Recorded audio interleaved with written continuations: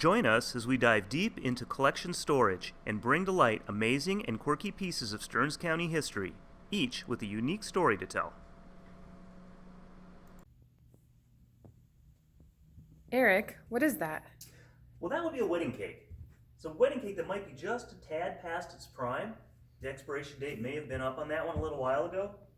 This cake was baked October 24th, 1932, for a wedding that was to take place October 25th, 1932. But why didn't they eat it? Well, there is a story there. We'll get to the story in a minute. But first of all, the wedding cake was baked for a couple named Max and Veronica Mock.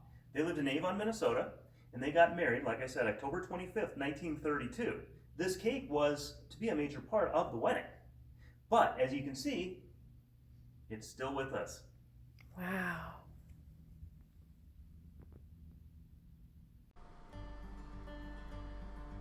According to the October 27th, 1932 edition of the Albany Enterprise, the wedding of Miss Veronica Marin and Mr. Max Mock was solemnized at St. Benedict's Church in Avon on Tuesday morning at a nuptial high mass, 9 o'clock, with Reverend Meinrad officiating.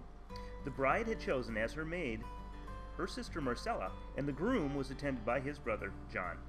The bride was charmingly gowned in a floor-length white satin dress with veil, which was made in cap effect with long train. She carried a bouquet of pink and yellow bride roses. The bridesmaid wore a gown of pink crepe of floor length and carried a bouquet of pink carnations.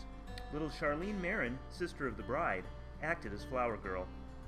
A reception was held at the home of the bride's parents, Mr. and Mrs. Herman Marin. A wedding dance was given at the village hall in the evening. The young couple will make their home on a farm north of Avon. So, why didn't they eat the cake? Well, the story handed down from the family goes like this. Veronica's grandparents, Grandma and Grandpa Achman, got ill at the wedding party. The rest of the wedding party decided to pass on eating the cake, and after that, excuses or events seemed to arise on the dates when the married couple invited people over to eat the wedding cake. And then why didn't the cake disintegrate?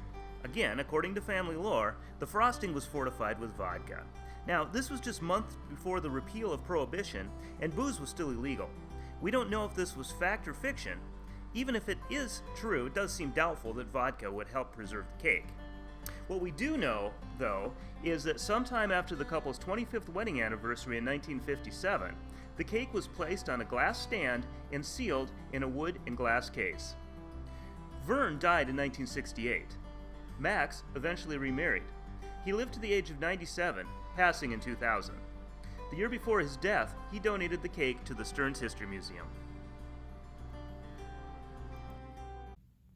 So today, the cake is kept in a climate-controlled storage facility here at the museum.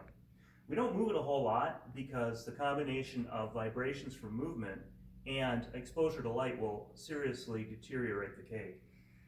We hope that with proper handling, this cake will continue to intrigue people into its second century.